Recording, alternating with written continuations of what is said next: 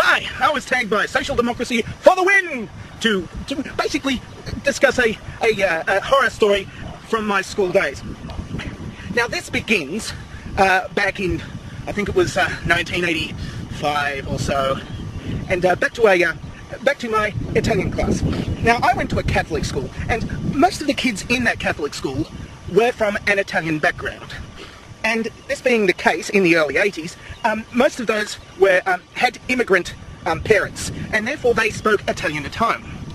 So it wasn't particularly useful for them to be learning "Mi chiamo Billy, come ti chiami?"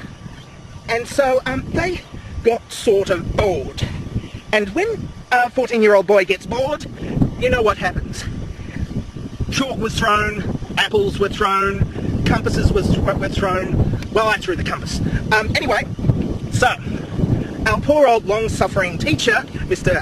Merlo, I think his name was, he couldn't get anything done. He knew that 95% of these kids would actually pass the class. But because 5% or so of the kids, well, me and this kid whose parents were Egyptian, because the two of us speak Italian, he had to go at my pace, and everybody else got disrupted. Sitting on my head in the middle of class, that sort of thing. God, he was fat. Anyway, after several weeks of this, it was the start of the school year, about 3 or 4 weeks in. I think he was a pretty new teacher. He certainly wasn't around the previous year. Anyway, he got a little sick of it after a while. And what he did when he lost his temper was particularly savage. He was not the sort of... Look, the Christian brothers, they were enthusiastic about giving the strap. I mean, one of them didn't like giving the strap. It was like...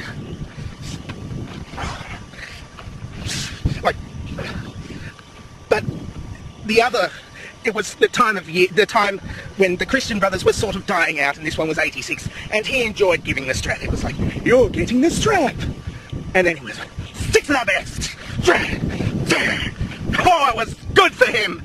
And we've still got our palms were very sore, which is not very pleasant for a 14-year-old boy, if you get my drift.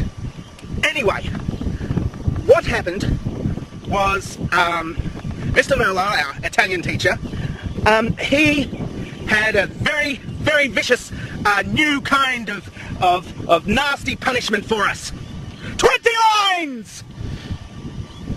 Then he started writing on the blackboard. He started on the left-hand side of the blackboard and wrote across the blackboard, and then wrote down the blackboard. And then he went to the blackboard on the right-hand side. His right-hand side. I mean, this is my left-hand side. Anyway, he went to the blackboard on the right-hand side, and then he wrote it all down.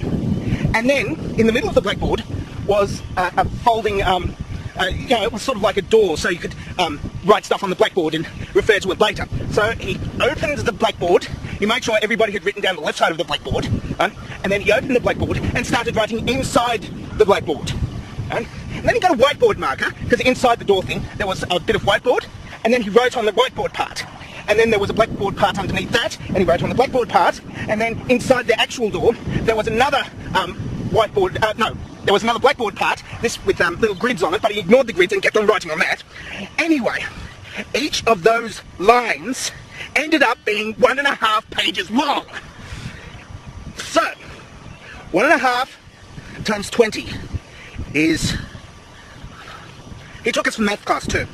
1.5 times 20, 50 pages long it ended up being, on average. After that, we respected him for about 2 weeks. I'll always remember that incident where he made us write down 20 times the stuff on that blackboard. Because I never remember what he made us write. I'm dangerously talented and I don't have a cool sign-off.